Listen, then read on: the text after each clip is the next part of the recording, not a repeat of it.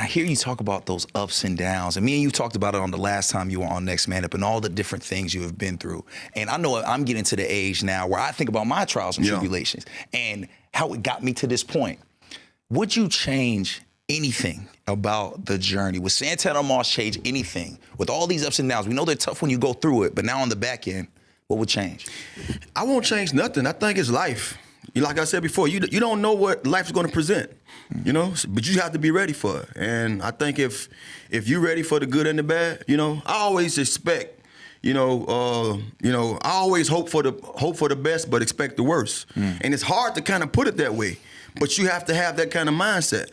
And if you don't train or I guess you could say fine tune yourself to understand that, you know, where there is lemons at, it's also a lime somewhere. It's something gonna leave you a bitter taste. And everybody have their own way of wording that, but that's my way of it. And that's why I say when I go through some of those setbacks, from the setbacks that I endured earlier, I was able to conquer that one. You see what I'm saying? Yeah. So you have to use them as building blocks. You know, hey, if it wasn't for me doing this at 9 or 10, I wouldn't be able to get through this at 15, and vice versa. And then it just you keep stacking them. And before you know it, you're on this high mountain looking down like, man, it wasn't easy, but I'm here. You see what I'm saying? So that's how I look at life, man. That's why I embrace it and I appreciate it, because if you don't fail, man, you're not gonna understand what, you know, success feels like.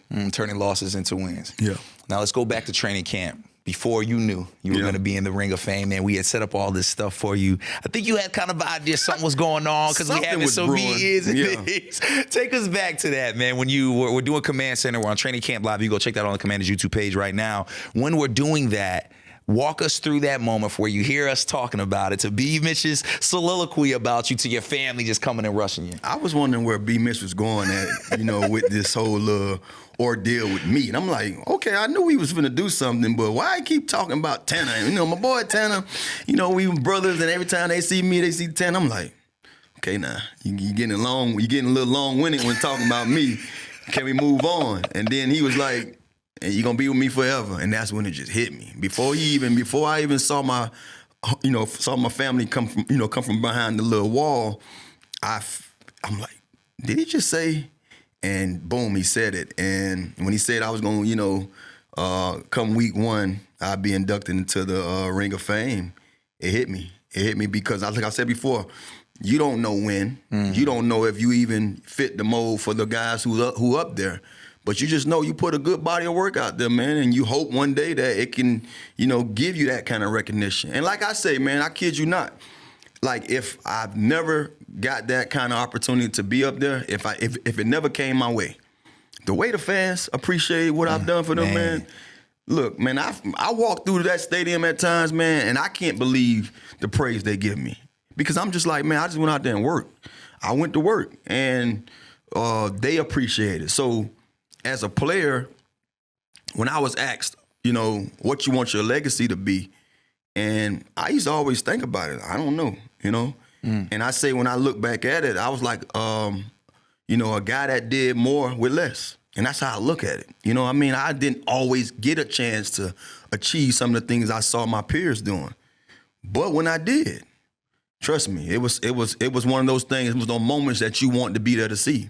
And that's how I appreciate the game. And then the fans always let me know that, when I was out there, I always laid it on the line for them, and they appreciate it. So to know that the team, the organization felt the same way, man, it was joy. And those tears was tears of joy. Man, it was such a heavy moment. And like, you know me, you work with me a lot. I don't get too nervous. I don't get too rattled when it comes to this stuff. But with stuff like that, bro, I had butterflies. I was nervous because it's such a big moment, right? It's such a big part of your story. And again, that kind of stuff isn't promised. No matter what you do in this world, sometimes you'll never get those flowers when you're here to smell them. So to me, it was just amazing to see you be able to receive those flowers from a guy that loves you so much in B-Mitch. But then to see all the people that truly love you, not just love you, but I know each and every one of those people around you were part of your story, were part of what got you here, man. How special was it to be able to share in that moment? Because again, you probably just like black noise, like, oh my gosh, I'm entering the Ring of Fame. Then all of a sudden, 20, 30 people fill that tent just to show you love. I reflected more. I mean, those folks that was there,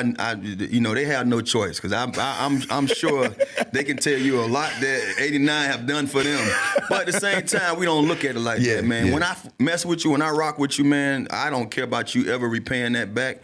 I just want to show you that every day that I mess with you like that. And my brothers was there, my close friends was there, and then people that I've become friends with since I've been here.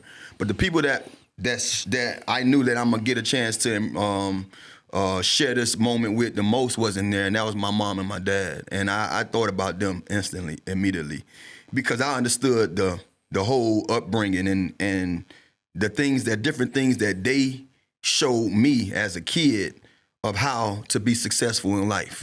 You know, my mom and dad wasn't no athletes. I mean, my mom was a hell of an athlete in high school, but I'm saying as an adult, man, they just raised their kids to be the best that we can be. And I saw how they worked.